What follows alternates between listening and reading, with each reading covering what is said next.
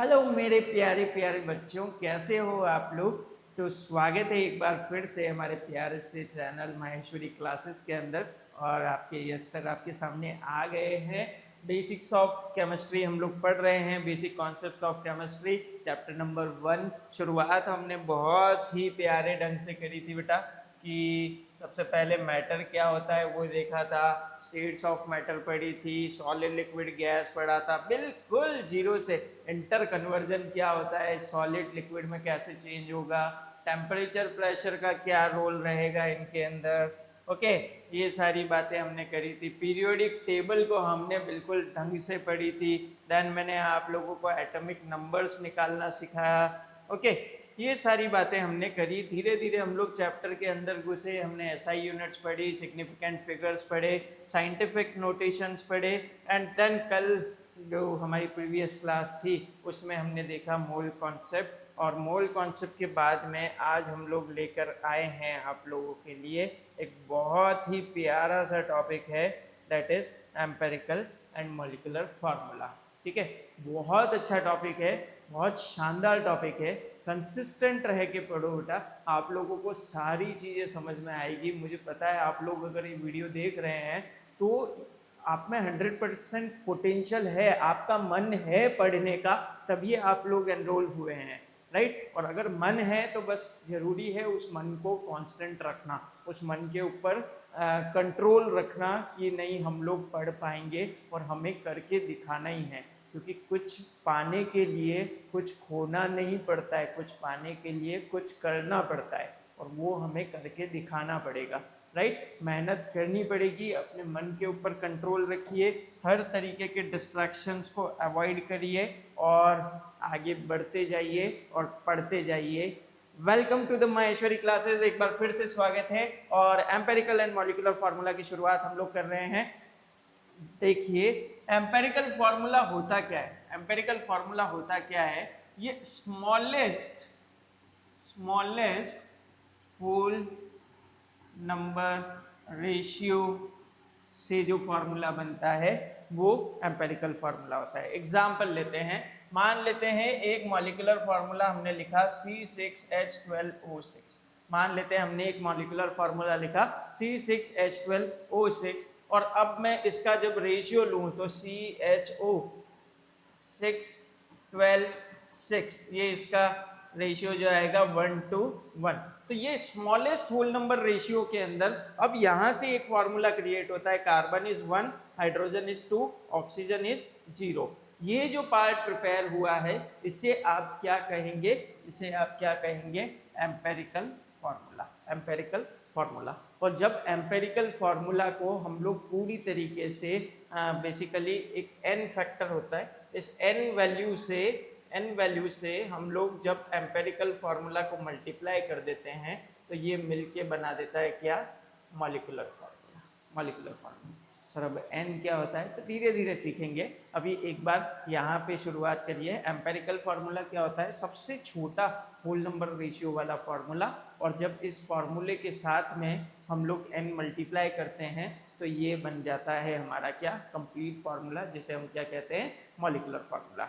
Done done. चलिए इसे मैं आप लोगों को क्वेश्चंस के साथ में ही सिखाना चाहूँगा, ठीक है। सबसे पहले हम लोग एक क्वेश्चन देखते हैं। इस क्वेश्चन को करने के पहले आप लोग एक टेबल ड्रॉ करना सीखेंगे बेटा। जब भी एम्पेरिकल फार्मूला निकालने की बात होगी तो हम लोग एक टेबल के फॉर्मेट को ध्यान रखेंगे।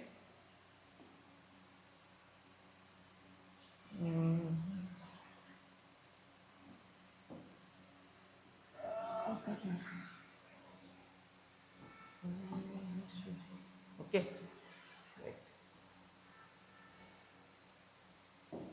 चलिए ये करते हैं हम लोग, एक टेबल के फॉर्मेट को ध्यान में रखते हैं। सबसे पहले हम लोग बनाएंगे एलिमेंट, एलिमेंट लिखेंगे, है ना। एलिमेंट के बाद में हम लोग लिखेंगे इसका given mass, given mass. Given mass के बाद में लिखेंगे उस पर्टिकुलर एलिमेंट का एटॉमिक मास। गिवन मास और एटॉमिक मास आ गए तो हम लोग इससे क्या कैलकुलेट कर सकते हैं, नंबर ऑफ मोल्स। देखिए यहाँ पे एलिमेंट और गिवन मास ये दोनों चीज़ें हमको क्वेश्चन में गिवन होगी, इसके आगे की चीज़ें हमको लिखनी है। Number of moles, and number of moles के बाद में इनका सिंपलेस्ट रेशियो, ये टेबल आप लोग ध्यान में रखेंगे। ओके ओके, चलिए अब क्वेश्चन देखते हैं। A compound carbon is equals to 40%, एक कंपाउंड है जिसके अंदर कार्बन कितना है 40% दे रखा है, हाइड्रोजन कितना 6.7 दे रखा है, ऑक्सीजन कितना 53.3 दे रखा है। सबसे पहले मैंने क्या लिखा कि क्या क्या क्वेश्चन में एलिमेंट्स गिवन है, कार्बन गिवन है, हाइड्रोजन गिवन है, ऑक्सीजन गिवन है। ओके, अब कार्बन जो है ये कितना दे रखा है 40%। अब जरा जितना भी डेटा आपको दिया हुआ है इन सबको टोटल करो तो क्या ये 100 आता है क्या? इसको देखो 53.3 और 6.7 ये दोनों मिला के कितना हो जाता है 60 हो जाता है। 60 एंड 40 इज 100, ये आपके पास में 100% है। तो हम मान लेते हैं लेट 100 ग्राम टोटल हमारा मॉलिक्यूल है, लेट 100 ग्राम टोटल हमारा मॉलिक्यूल है, जिसमें से अब कार्बन कितना ग्राम हो गया 40, हाइड्रोजन कितना हो गया 6.7 एंड ऑक्सीजन कितना हो गया 53.3। This is the most easiest trick, easiest technique जिससे आप एम्पेरिकल फॉर्मूला निकालेंगे बेटा। ठीक है, इसको ध्यान से देखिए, बहुत इजी है ना। बुक में बहुत लंबा मेथड दे रखा है, पहले ये लिखते हैं फिर एटॉमिक मास लिखते हैं फिर नंबर ऑफ मोल्स निकालते हैं। थ्योरेटिकली नहीं करने की जरूरत है, हम लोग डायरेक्ट यहाँ से निकाल लेंगे, राइट। ठीक है, कार्बन हाइड्रोजन और ऑक्सीजन आप लोगों को यहाँ पे गिवन है। इस कार्बन का एटॉमिक मास कितना होता है 12 होता है, हाइड्रोजन का कितना होता है 1 होता है, ऑक्सीजन का कितना होता है 16 होता है, 16 होता है, राइट। ठीक है, अब हमको क्या करना है तो हम लोग निकालेंगे बेटा आंसर इस चीज का। तो नंबर ऑफ मोल्स कैसे कैलकुलेट होंगे वो देखिए आप लोग, नंबर ऑफ मोल्स कैसे कैलकुलेट होंगे। चलिए अपनी अपनी कॉपीज खोलिए और चेक करना चालू करिए, नंबर ऑफ मोल्स कैसे कैलकुलेट होंगे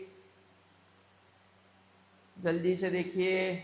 अरे given mass upon molar mass करोगे, ये given mass upon molar mass 40/12 करोगे तो 12 3 जा 36 होता है।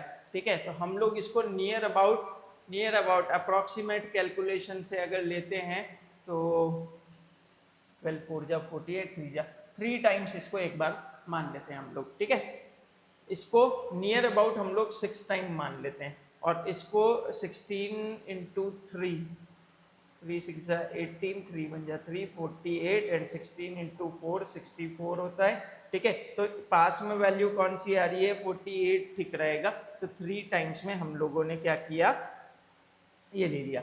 अप्रॉक्स कैलकुलेशन आपको करनी है, अप्रॉक्स कैलकुलेशन से आप लोग ये चलाएंगे। अब देखिए ध्यान से, इसका सिंपलेस्ट रेशियो निकालना है तो 1:1 ये सिंपलेस्ट रेशियो। अब उसका अगर और कोई रेशियो निकल सकता है तो निकाल लो, बाकी जरूरत नहीं है, राइट। अब कार्बन कितना आया तो यहां से हमको कौन सा फॉर्मूला मिलेगा एम्पेरिकल फॉर्मूला मिलेगा।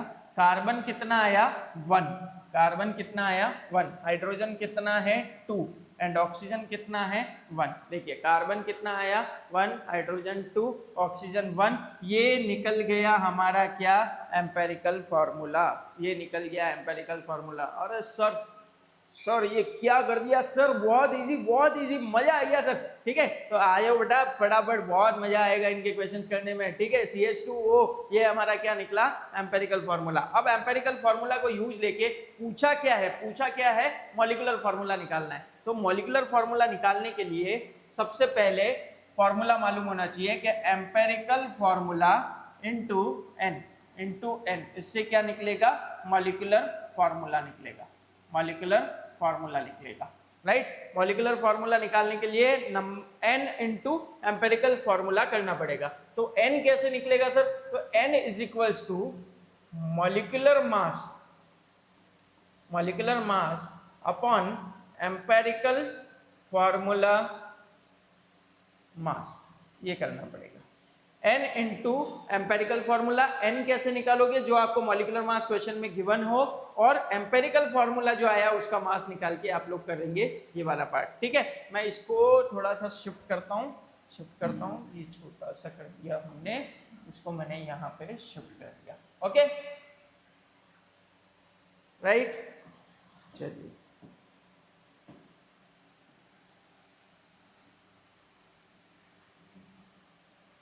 ओके चलिए तो हमारे पास में एम्पेरिकल फॉर्मूला क्या आया था, सबसे पहले वो देखते हैं। एम्पेरिकल फॉर्मूला जो क्वेश्चन से आया था वो क्या था बेटा, CH2O। CH2O, तो यहाँ मैं लिख देता हूँ CH2O, ये लिख दिया मैंने। अब मुझे निकालना है empirical formula mass. Empirical formula mass, तो एम्पेरिकल फॉर्मूला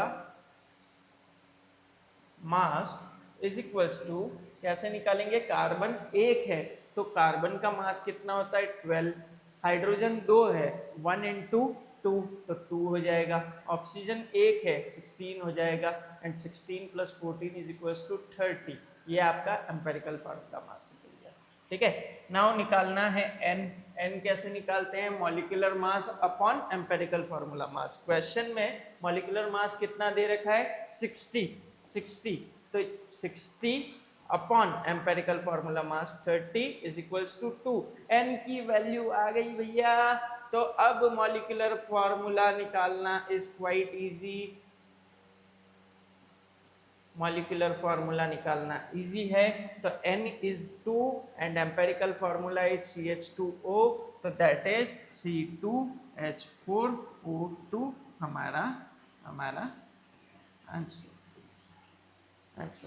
ओके, इजी। सबसे पहले क्या करना है, एम्पेरिकल फार्मूला अगर गिवन नहीं हो तो हम कैलकुलेट करेंगे कि कितना रेशियो निकल रहा है, उस हिसाब से एम्पेरिकल फार्मूला निकालेंगे।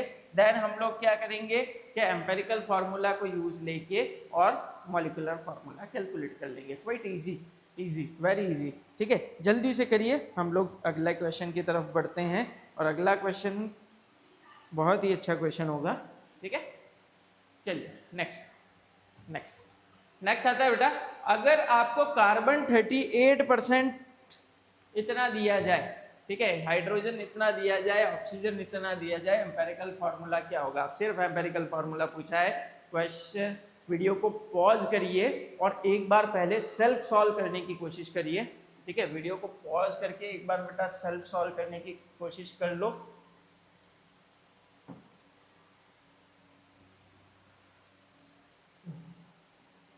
थोड़ा सा इसको बड़ा किए देता हूँ।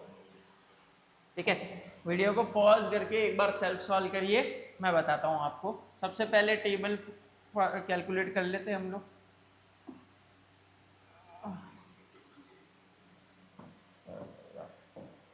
चलिए कैलकुलेट करते हैं। सबसे पहले हमको एलिमेंट लिखना है, देन गिवन मास लिखना है, देन एटॉमिक मास लिखना है, then number of moles calculate करने हैं, देन रेशियो फाइंड करना है। ओके, अब देखिए क्या क्या कंपाउंड्स गिवन है, कार्बन, हाइड्रोजन एंड ऑक्सीजन, ये तीन चीजें गिवन है। कार्बन कितना गिवन है हमारे को 38.71, हाइड्रोजन कितना है 9.67, ऑक्सीजन कितना है 51.62। तीनों को जोड़ के देख लीजिए, अगर ये 100 आ रहा है तो ही ये वैल्यूज लेंगे, अदरवाइज हमको एज्यूम करना पड़ेगा, मास निकालना पड़ेगा। ओके, ठीक है, आप कैलकुलेट कर लीजिए। 51 प्लस 9 60 एंड अप्रॉक्सीमेट 40। ठीक है, ये 100 हो गया। अब देखिए कार्बन का मास होता है 12, हाइड्रोजन का 1, ऑक्सीजन का 16। ठीक है, नंबर ऑफ मोल्स कैलकुलेट करिए, कितना आएगा 38/71, 12 3 जा बोलो 12 3 जा 36। ठीक है, ये अप्रॉक्सीमेट 9 टाइम्स, एंड 16 को वापस 3 से करेंगे तो ये 393 का रेशियो आया। मतलब फार्मूला क्या निकला बेटा, CH3O। Answer C. Okay, done. चलिए नेक्स्ट बहुत ही ट्रिकी क्वेश्चन, बहुत अच्छा क्वेश्चन, समझने वाला क्वेश्चन है। ठीक है, ध्यान से समझना है। 0.1 मोल ऑफ कार्बोहाइड्रेट।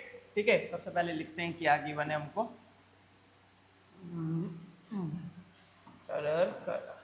ओके, हमको लिया हुआ है 0.1 मोल कोई कार्बोहाइड्रेट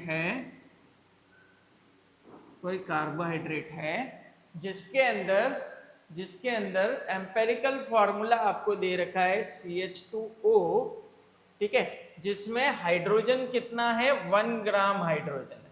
ध्यान से समझना, अगर 0.1 मोल के अंदर 1 ग्राम हाइड्रोजन है 0.1 मोल में, अभी मैं इसको थोड़ा सा हटाता हूँ समझिएगा, अगर 0.1 मोल में 1 ग्राम हाइड्रोजन है तो मुझे बताइएगा जरा 1 मोल में कितना हाइड्रोजन होगा।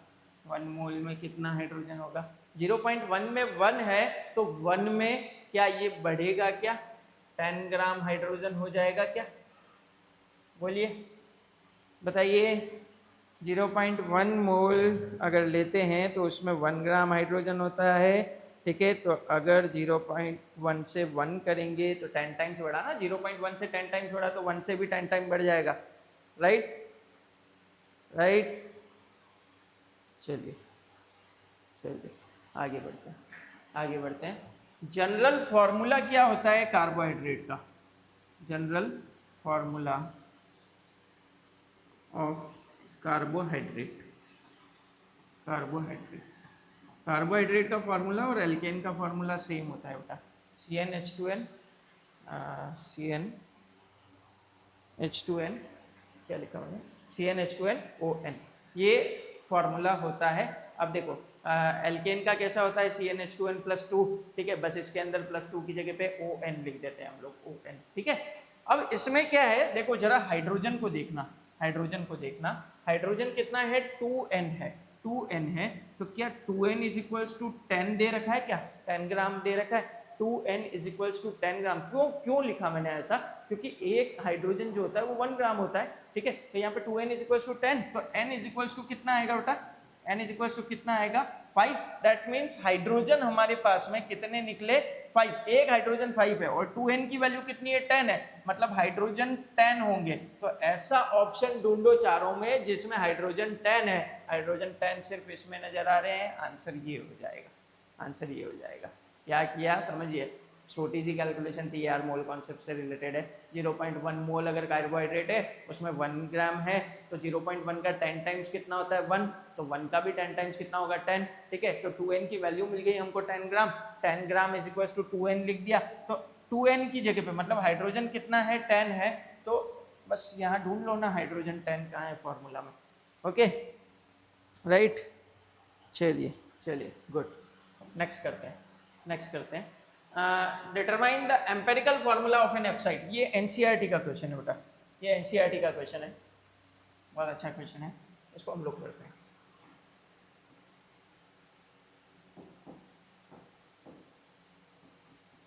NCERT,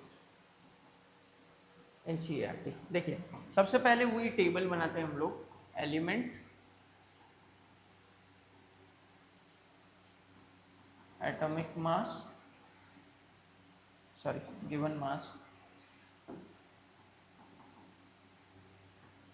atomic mass, number of moles, ratio. इसमें मैं एक, चलो बाद में बताऊंगा क्या बोल रहा था। इसमें दे रखा है ऑक्साइड, एम्पेरिकल फार्मूला निकालना है हमको ऑक्साइड ऑफ आयरन का, ऑक्साइड ऑफ आयरन का, जिसमें दो चीजें दे रखी है, आयरन और डाइऑक्सीजन। तो आयरन के लिए लिखते हैं हम लोग Fe, ऑक्सीजन के लिखते हैं O, ठीक है, Fe&O ये लिखा हमने। अब देखिए आयरन आपको कितना दिया हुआ है, 69.9, और वो कितना दिया हुआ है, 30.1, 30.1। अभी देखिए फटाफट देखिएगा जरा,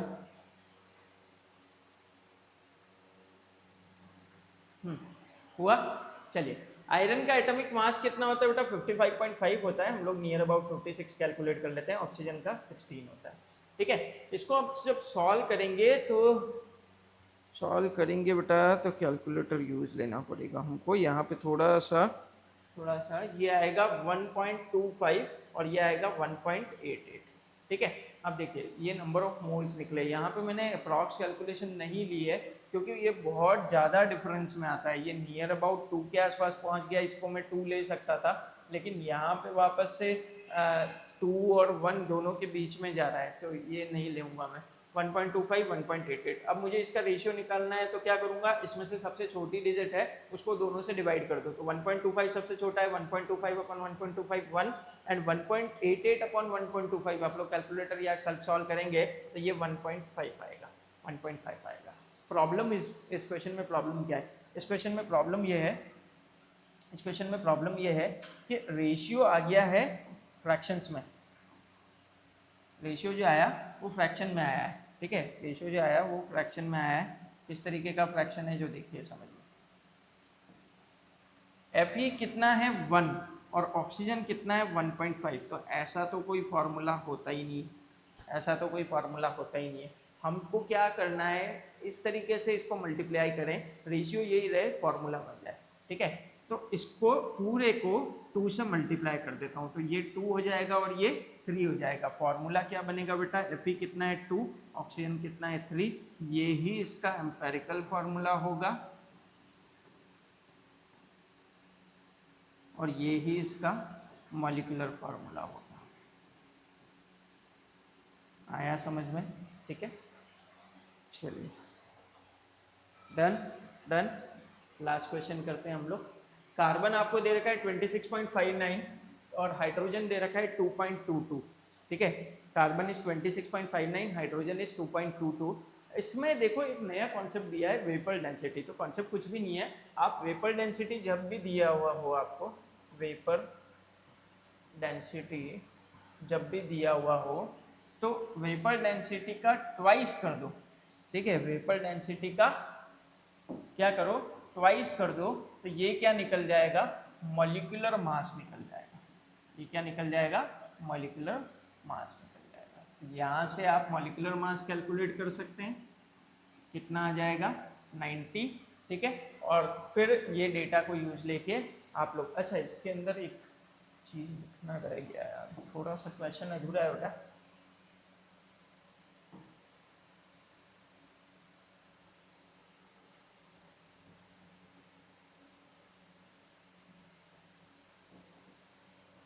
एंड रिमेन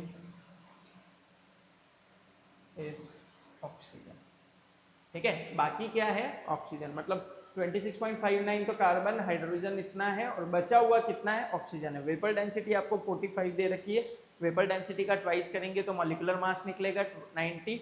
इस डेटा को यूज लेके आप लोग एम्पेरिकल फार्मूला और मॉलिक्यूलर फार्मूला कैलकुलेट करेंगे। This will be your homework, question, ठीक है, होमवर्क क्वेश्चन।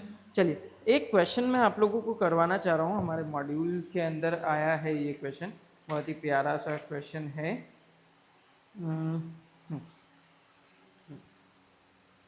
चलिए मैं लिखता हूँ क्वेश्चन को। क्वेश्चन,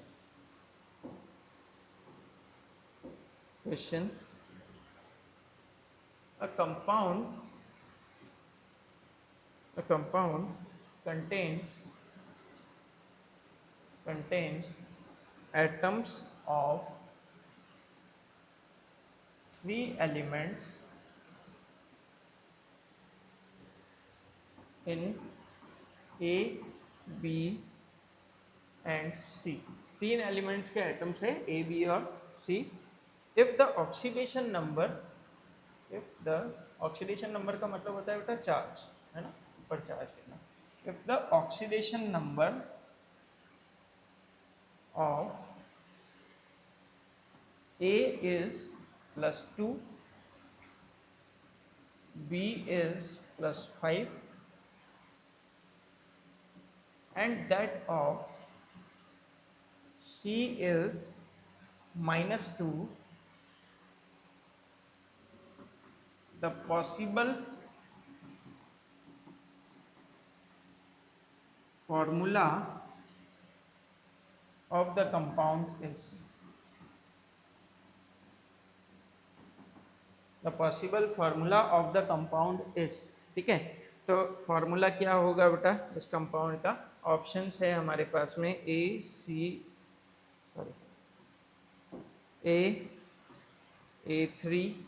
BC4 का whole twice, option B A3 B4C का whole twice, option C ABC2 and option D A2 BC3 का होल ट्वाइस। ये हमारे पास में क्वेश्चन हो गया पूरा।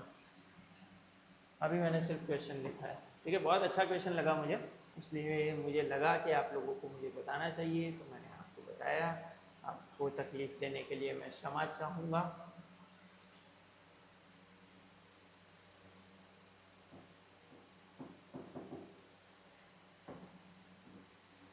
चलिए क्वेश्चन करते हैं हम लोग सॉल्व।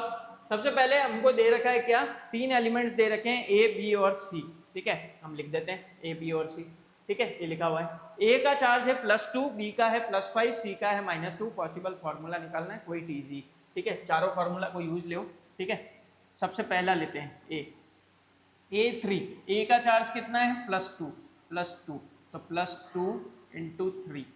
ठीक है, प्लस बी का चार्ज कितना है +5 × 2, इसको 2 से मल्टीप्लाई करते हैं, +5 प्लस 4 का चार्ज कितना है सी का -2 × 4 -8 ये आएगा।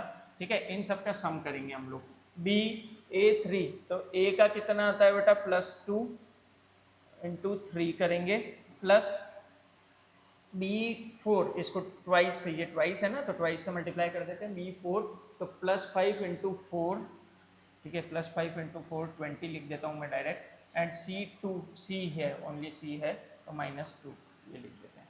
ठीक है, सी वाला चार्ज ABC2, ए का +2 प्लस बी का +5 प्लस C2 है तो -2 × 2। ठीक है, and D A2 BC3, A2 है तो 2 × 2 4 प्लस BC3 इसको ट्वाइस कर देते हैं। बी का है चार्ज प्लस का 2 एंड सी का है -2 × 3 तो प्लस -2 × 3 ये हो गया। अब इन चारों में से जिसका एवरेज 0 आता है, जिसका टोटल 0 आता है, वो हमारा कंपाउंड होगा। तो देखिए +2 × 3 6 प्लस 5 प्लस -8 माइनस का 3 गड़बड़ है,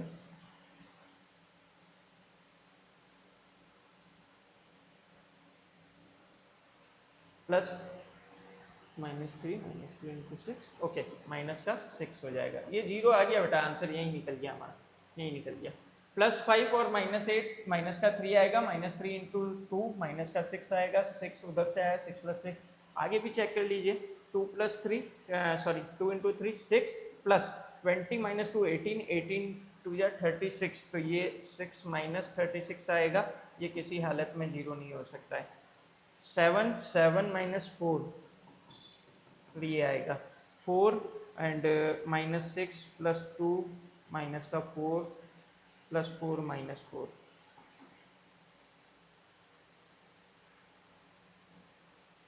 +4 - 4 ये भी 0 आ रहा है, आंसर ये भी है। ठीक है, मल्टीपल आंसर्स हो सकते हैं, कोई इशू नहीं है। ठीक है, तो आप लोग फटाफट इसको नोट करिए और यहाँ पे हमारा एम्पेरिकल फार्मूला ख़त्म होता है। ठीक है, आप लोग बेटा ढंग से अपने प्रयासों को करते रहिए। एटलीस्ट एनसीईआरटी को अच्छे से पढ़िए। एनसीईआरटी हमारा सबसे बड़ा हथियार है। ठीक है, अगर एनसीईआरटी किसी को आती है ना तो उसने कंपटीशन के अंदर बहुत सारा काम कर लिया है, उसका नॉलेज भी बहुत अच्छा होगा। राइट, ठीक है, तो आप लोग मेहनत करिए। ऑल द बेस्ट, पढ़ाई करिएगा अच्छे से। ओके, मिलते हैं अगले लेक्चर में। Bye bye.